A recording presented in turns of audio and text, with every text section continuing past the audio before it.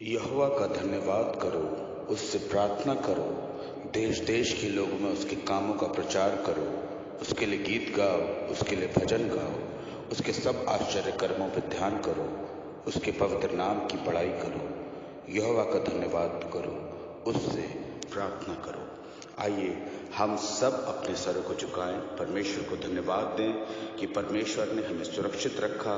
इस महामारी के दौर में, इस परेशानी के दौर में उसने हमें और हमारे परिवारों को बचा के रखा कि हम उसकी महिमा अपने ज़बान से बयां कर सकते हैं। आइए हम सब अपने सरों को झुकाएं, प्रार्थना में चलें।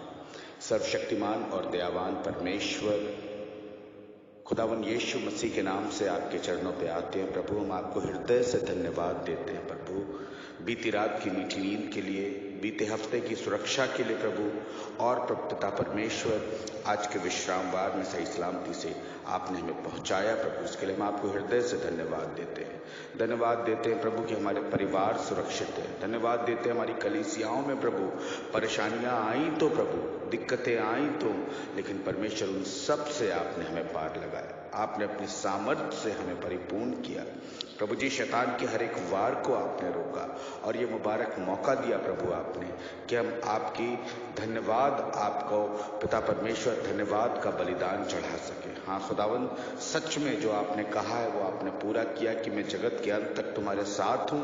आप हर एक बीमार, हर एक परेशान के साथ रहे प्रभु, हम आपका धन्यवाद देते हैं। परमेश्वर पिता, हम दुआ करते हैं प्रभु इस इबादत के लिए, जबकि हम यहाँ पे पिता परमेश्वर इबादत के लिए आए हैं। खुदावन, हम चाहते हैं आपका कलाम आपके लोगों से बातचीत करे। अपने दास को अपने हाथों में लीजिए प्रभु। जो कोई इस कलाम से जुड़ता है प्रभु, उसको अपनी सामर्थ्य और आशीष से परिपूर्ण करे। सारी आदर, सारी महिमा आपको देते, विनती बड़े विश्वास के साथ यीशु नासरी के नाम से मांगते, सुनिए और कबूल कीजिए। आमीन। आज के मनन के लिए जो पाठ लिया गया है वो पाया जाता है यूहन्ना की पहली पत्री, उसका पहला अध्याय, उसकी 5वीं आयत से लेकर 10वीं आयत तक।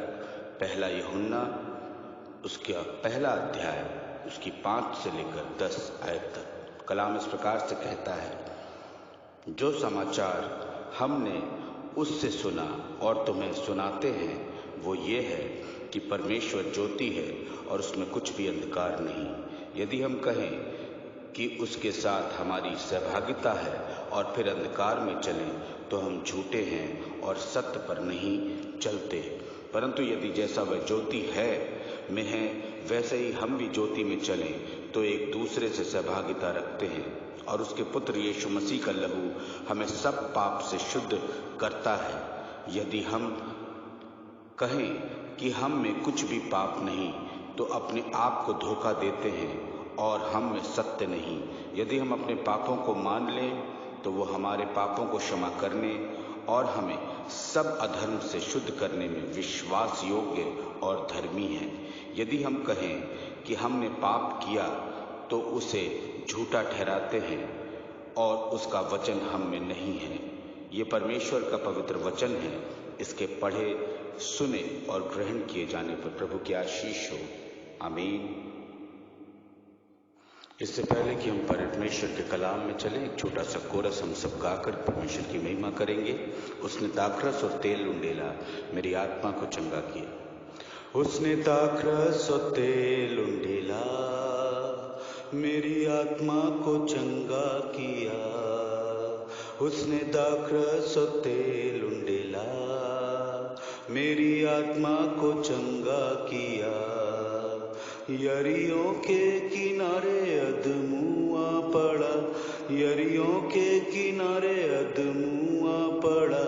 उसने दाखरस और तेल उंडेला। यीशु यीशु यीशु मैंने तुझको पा लिया। यीशु यीशु यीशु मैंने तुझको पा लिया। यीशु यीशु यीशु मैंने तुझको पा लिया। मैंने यीशु को पा लिया। सर्वशक्तिमान और दयावान परमेश्वर, ये कलाम जिस पे हम मनन करने के लिए आज की सुबह पिता परमेश्वर आपके कलाम से होकर गुजरते हैं। परमेश्वर, ये एक आत्मिक यात्रा है जिसके लिए हम चाहते हैं प्रभु कि आप हमारे साथ हमारे रहबर बने, ताकि हम आपके कलाम की बारीकियों को समझ सकें और अपने कलाम, आपके कलाम के जरिए अपने जीवन की प्रभु जी जो कमजोरियां हैं, जो परेशानियां, जो दिक्कतें हैं प्रभु, जो पिता परमेश्वर जिससे हम जूझ रहे हैं और नहीं निकल पा रहे हैं, और खुदावन हम चाहते हैं प्रभु कि आपका कलाम हमें सामर्थ्य दे, ताकि हम आपके कलाम पे मनन और चिंतन करें और हम पिता परमेश्वर उस रास्ते पे चलें जिस पे आप चाहते हैं कि हम चलना है। खुदावन, आप हमारी अगुवाई करें, अपने मूर्ख दास को अपने हाथों में लें, अपने कलाम को देने की तौफीक बख्शें। खुदावन यीशु मसीह के नाम से मांगते हैं, आमीन। परमेश्वर पिता का धन्यवाद हो कि खुदावन ने हमें ये मुबारक मौका दिया कि एक बार फिर से हम परमेश्वर के कलाम पर मनन करते हैं। यूहन्ना अपने पहले पत्र के पहले अध्याय के 5वें पद में लिखता है, जो समाचार हमने सुना, उससे सुना और तुम्हें सुनाते हैं, वो ये है कि परमेश्वर ज्योति है और उसमें कुछ भी अंधकार नहीं। हम अक्सर कहते हैं परमेश्वर प्रेम है, परमेश्वर उद्धार है, परमेश्वर सामर्थ है, परंतु यूहन्ना इस संदर्भ में कहता है कि परमेश्वर ज्योति है। उसकी बात का क्या अर्थ है? आज यदि हम इसका अर्थ समझेंगे तो परमेश्वर से गहराई से परिचित होंगे, और इसका अर्थ समझने के लिए वचन से 4 बातों पर हम गौर करेंगे। परमेश्वर ज्योति है तो परमेश्वर चाहता है कि सब उसे जाने। अजीजों, प्रकाश आसानी से दिखाई देता है। जब आकाश में अंधकार में प्रकाश चमकता है तो लोगों का ध्यान उसकी ओर जाता है। विवाह में, किसी भी तरीके के बर्थडे पार्टी, उत्सव, स्वतंत्रता दिवस पर प्रकाश किया जाता है, खूबसूरत लाइट्स लगाई जाती है। हम घूमने जाते हैं, बच्चों का ध्यान भी आकर्षित होता है। प्रकाश प्रकाशित होता है, ज्योति प्रकाशित होती है। परमेश्वर ज्योति है, अर्थात परमेश्वर प्रकाशित होने वाला परमेश्वर है, स्वयं को प्रकट करने वाला परमेश्वर है। ऐसा परमेश्वर है जो जाना जा सकता है, जो सब पर प्रकट है। अन्य धर्मों में अनेक देवी देवता हैं, वे गुप्त हैं, छिपे हुए हैं, जिन्हें ढूंढना पड़ता है, जिनके लिए मनुष्य को प्रयास करना पड़ता है, जिनके लिए वो कांटों की सेज पर लेटते हैं, अंगारों पर चलते हैं, समाधि लेते हैं, वृक्षों के नीचे साधना करते हैं। परंतु सच्चा परमेश्वर, हमारा परमेश्वर कहता है कि वो ज्योति है, जो स्वयं को मनुष्यों पर प्रकट करता है, जो हमसे प्रेम रखता है। हम भटकते हैं तो वह यीशु मसीह के द्वारा हमें खोजता है। भजन संहिता का लेखक कहता है कि परमेश्वर का प्रकाशन उसकी सारी सृष्टि में प्रदर्शित होता है। वो लिखता है, भजन संहिता 19वां अध्याय उसकी पहली और दूसरी आयत अगर आप पढ़ेंगे, कलाम कहता है, आकाश ईश्वर की महिमा का वर्णन कर रहा है और मंडल उसकी हस्तकला को प्रकट कर रहा है। दिन से दिन बातें करता है और रात को रात ज्ञान सिखाती है। अजीजों, इसमें अगर दूसरी बात देखेंगे तो वो है, परमेश्वर ज्योति है, इसलिए उसकी उपस्थिति में सब बातें सही और स्पष्ट दिखाई देती है। उसकी उपस्थिति में सब बातें सही और स्पष्ट दिखाई देती है। व्यक्ति चाहे कितना भी अच्छा हो और ऊंचा दिखाई दे, परंतु परमेश्वर उसे गहराई से जानता है। चाहे व्यक्ति अपने पापों को संसार में ऊंचे पद, धन से, बल से और आडंबर से ढांपे, परंतु परमेश्वर से वो छुप नहीं सकता। जैसे दाऊद कहता, मैं कहां जाऊं, आसमान और उसके ऊपर भी तू है, जमीन और उसके नीचे भी तू ही। हम प्रार्थना करते हैं कि पिता, तू जानता है मेरे मन को, मेरे विचारों को, मेरे पापों को, कुछ भी तुझसे छिपा नहीं है। मनुष्य देख सकते हैं कि व्यक्ति क्या कार्य कर रहा है, पर ये नहीं देख सकते कि वो क्यों कर रहा है। परंतु परमेश्वर सब देख सकता है। वो देख सकता है उद्देश्यों को, वो देख सकता है कारणों को। परमेश्वर अपने प्रकाश में व्यक्ति को पूर्णता से देख सकता है। परमेश्वर ज्योति है और वो चाहता है कि उसे सब जाने। परमेश्वर ज्योति है, इसलिए उसकी उपस्थिति में सब बातें स्पष्ट दिखाई देती है। अजीजों, परमेश्वर ज्योति है, इसलिए वो हमारा मार्गदर्शन कर सकता है। तीसरी और बड़ी इंपॉर्टेंट बात है कि परमेश्वर ज्योति है, इसलिए वो हमारा मार्गदर्शन कर सकता है। जीवन में जब कठिन समय आते हैं, तब कोई राह नजर नहीं आती। उस समय हर तरफ हम बुरी परिस्थितियों से घिरा जाते हैं और फंसते जाते हैं, परंतु जब हम प्रार्थना करते हैं, परमेश्वर का मार्गदर्शन चाहते हैं, तो लाल समुद्र दो भागों में बंट जाते हैं, सियों के मुंह बंद हो जाते हैं, तूफान शांत हो जाते हैं, मौत भी लौट जाती है। और भी तरीके हैं जिनसे आज परमेश्वर हमारा मार्गदर्शन करता है।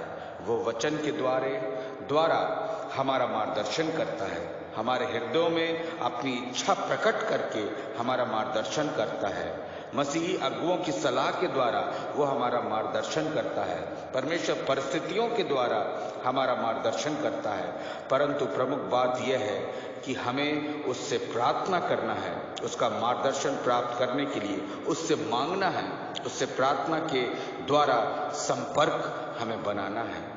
अजीजों, चौथी और सबसे प्रमुख बात यह है कि संपूर्ण बाइबल में अंधकार उन बातों के संदर्भ में कहा गया है जो ईश्वर के विरोध की बातें हैं, जो ईश्वर के विरोध की बातें हैं। शैतान की शक्तियों को अंधकार की शक्तियां कहा गया है, परंतु ज्योति प्रकाश एवं पवित्रता का प्रतीक है। ज्योति प्रकाश एवं पवित्रता का प्रतीक है। जब किसी कमरे में जाएं जहां अंधेरा हो और वहां लाइट जलाएं, तो प्रकाश सारे कमरे में फैल जाता है। यदि हमने प्रभु यीशु को स्वीकारा है, तो सारे जीवन में उजाला हो जाता है। यदि अभी भी कई कोने हैं जहां अंधेरा है, तो फिर हमने प्रभु को संपूर्णता से स्वीकार नहीं किया। परमेश्वर चाहता है कि हम उसकी राह पर चलें, उसकी समानता में बढ़ें, उज्याले का जीवन जिए। यदि आप यशायाह नबी की पुस्तक उसका 60वां अध्याय उसकी 20वीं आयत में पढ़ेंगे, तो यहाँ परमेश्वर अपने लोगों से कहता है, तेरा सूर्य फिर कभी अस्त ना होगा और ना तेरे चंद्रमा की ज्योति मलिन होगी, क्योंकि यहोवा तेरी सदैव की ज्योति होगा और तेरे विलाप के दिन समाप्त हो जाएंगे। क्योंकि अगर इसमें एक वर्ड है, मैं कहूंगा क्योंकि यहोवा हमारी ज्योति है, सदैव की ज्योति। हमेशा जब जब आपको अंधेरा लगे, जब जब आपको डर लगे, तकलीफ लगे, आपको ऐसा लगता है कि सब कुछ खत्म हो गया, तब बाइबल हमसे और आपसे कहती, तेरे विलाप के दिन समाप्त हो गए। तेरे विलाप के दिन समाप्त होगा। अब रोना नहीं होगा, अब दांतों का पीसना नहीं होगा, अब मन का बहकना नहीं होगा। क्यों? क्योंकि परमेश्वर हमारे ज्योति को कभी, हमारे अंदर की ज्योति, बाइबल कहती है तेरे सूर्य को कभी अस्त ना होने देगा। ऑलवेज, हमेशा, कंटिन्यूअस परमेश्वर इस कार्य करेगा। इफिसियों की पत्री उसका 5वां अध्याय उसकी 8वीं आयत कहती है, तुम तो पहले अंधकार थे, परंतु अब प्रभु में ज्योति की संतान की नाई चलो। पहले हम क्या थे? अंधकार थे। हमारा अस्तित्व क्या था? हम अंधकार थे, हमें कोई जानता नहीं, पहचानता नहीं था। लेकिन जब प्रभु ने हमें अपने पास बुलाया, तब हमसे लोगों की जान पहचान हुई। सिर्फ एक ही तरह के लोग हमें जानते थे, जो हमारे आसपास से, हमारे परिवार के थे। लेकिन जब प्रभु, जैसे कहते हैं ना, जो नगर पहाड़ पे बसा वो छुप नहीं सकता, उसी प्रकार से अगर प्रभु की ज्योति हमारे अंदर है तो हम छुप नहीं सकते। हम निश्चित तौर पे लोगों के बीच में जाएंगे, प्रभु का संदेश देंगे, प्रभु की बातें बताएंगे और साथ ही साथ हम गवाही देंगे लोगों के बीच में। मैं सच बताऊं, मैं परमेश्वर का धन्यवाद देता हूं अपने सभी चर्चेस के लिए, और खास तौर पे सेंट एंड्रूज और सेंट जेम्स चर्च के लिए, कि कितनी भी ये मेरी गवाही है और मैं हर जगह इस गवाही को देता हूं, जहां कहीं भी मुझे मौका मिलता है कि परेशानियां तो आई हमारे चर्चेस पे, लेकिन परमेश्वर ने मौत के फरिश्ते को रोक लिया। मौत के फरिश्ते पे परमेश्वर की आत्मा गालिब हुई और जैसा परमेश्वर का कलाम कहता है, तुम पहले अंधकार थे परंतु अब प्रभु में ज्योति हो। पहले हमारे साथ जो भी हुआ, लेकिन जब परमेश्वर ने अपना हस्तक्षेप किया हमारे जीवन में, हमारे जीवन की परेशानियां चली गई। आज प्रभु यीशु मसीह हमसे कहता है, तुम्हारा उजाला मनुष्य के सामने इस प्रकार चमके कि वे तुम्हारे भले कामों को देखकर तुम्हारे स्वर्गीय पिता की बड़ाई करें। बच्चा कुछ गलत करता है तो उसके माँ बाप के लिए, किसका बच्चा? फलाने का बच्चा है। अगर बच्चा अच्छा करता है तो माँ बाप का नाम होता है, बच्चा बुरा करता है तो माँ बाप का नाम होता है। हमारे और आपके भले कामों को देखकर हम सोचते हैं कि हमारा दुश्मन कहीं बाहर से आएगा। कभी ऐसा मत सोचिएगा मेरे अजीजों कि दुश्मन बाहर से आएगा। दुश्मन हमारे पास, हमारे अंदर, हमारे आसपास में रहते हैं। बाइबल कहती है मनुष्य के दुश्मन उसके अपने लोग हैं। तो जब हम अच्छे काम करेंगे, अच्छी बातें लोगों को बोलेंगे, अच्छा व्यवहार करेंगे, अच्छी तरीके से सोचेंगे, समझेंगे, तो पर लोग अंधे नहीं हैं। लोग देख के समझेंगे कि हाँ, ये किसको मानते हैं, किसने इनको इतनी अच्छी शिक्षा दी, किसके ये बेटे और बेटी हैं। तो मालूम पड़ेगा कि खुदावंद यीशु मसीह के बेटे और बेटी हैं।